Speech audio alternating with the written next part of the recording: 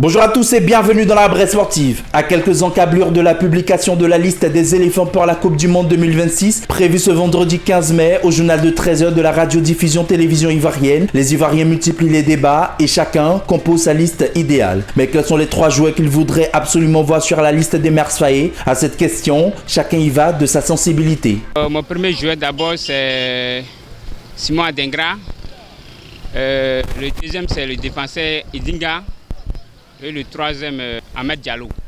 Oh, mais ça, on n'a pas besoin de demander les 3 meilleurs joueurs actuels là. C'est Yann Diomandé, Nicolas Pepe et Ahmed Diallo. Les 3 éléments, s'ils ne sont pas sur la liste, c'est pas la peine. C'est pas ce que la Côte d'Ivoire va aller chercher là-bas. Concernant les 3 joueurs que j'aimerais bien voir sur la liste, le retour de Sébastien Haller,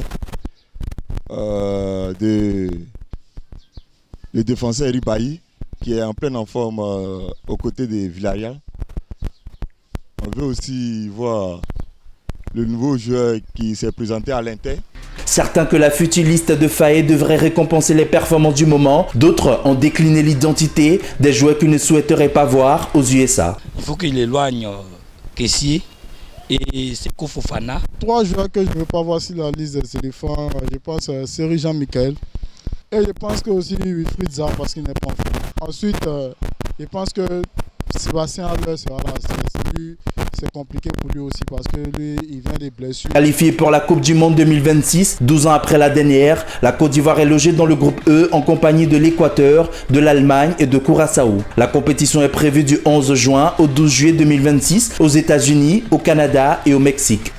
Entrée en lice réussie pour les éléphantaux de Bassiriki Diabaté à la CAN U17 qui se joue actuellement au Maroc. Opposés aux Lionceaux du Cameroun, les Ivoiriens se sont imposés 2-0 ce mercredi au complexe sportif Mohamed VI de Rabat. Les buts ont été inscrits par Angelo Maré à la 52e minute avant le deuxième but signé 5 minutes plus tard par Hubert Yao, désigné homme du match. Malgré l'expulsion de Cissé Broulaye dans le temps additionnel, les Ivoiriens conservent leur avantage et prennent provisoirement la tête du groupe B avec 3 points en attendant la prochaine rencontre prévu le 16 contre la RD Congo.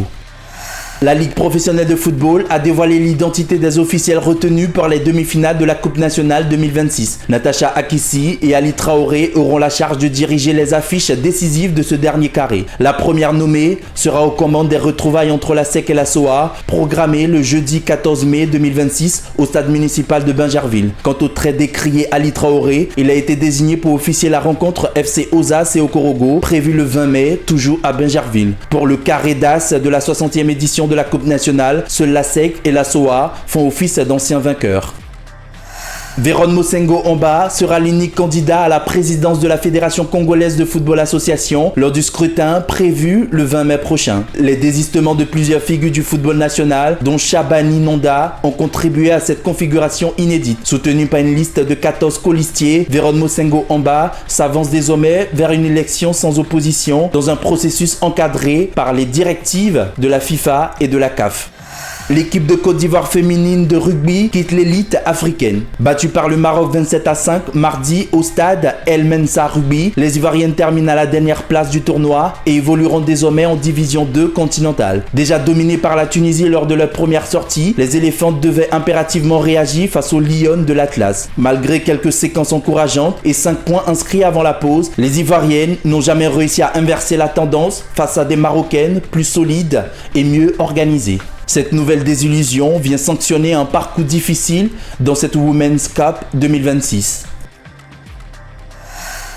Achevons notre tour d'horizon avec cette triste nouvelle. Le président de la Confédération africaine d'athlétisme a quitté définitivement les pistes. Ahmed Kalkaba Malboum est décédé dans la nuit du mardi 12 au mercredi 13 mai 2026 après un sport ivoire de source familiale. À la tête de la CAA depuis 20 ans, le général, également à la tête du Comité national olympique du Cameroun, avait rempli en 2023 pour un nouveau mandat de 4 ans. Son décès retentit comme une onde de choc pour le sport africain qui perd un administrateur de renom.